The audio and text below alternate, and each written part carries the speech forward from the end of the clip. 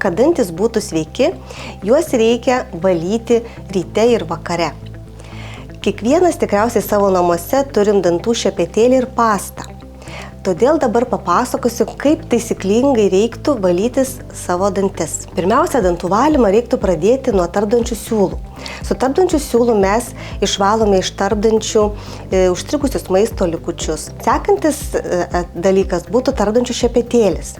Su tarpdančių šepetėliu mes išvalome apnašas, kurios yra tarpdančiuose ir nepasiekiamos su mums įprastu dantų šepetėliu. Toliau naudojam dantų šepetėlį ir pastą.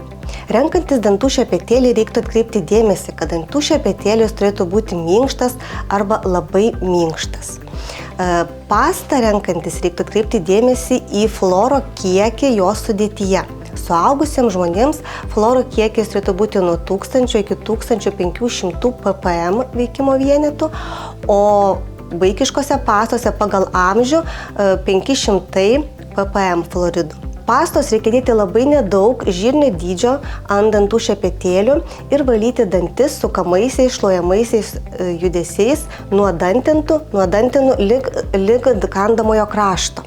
Toliau galima naudoti pagalbinės priemonės kaip irigatorių, liežuvio valiklį, skalavimo skystį.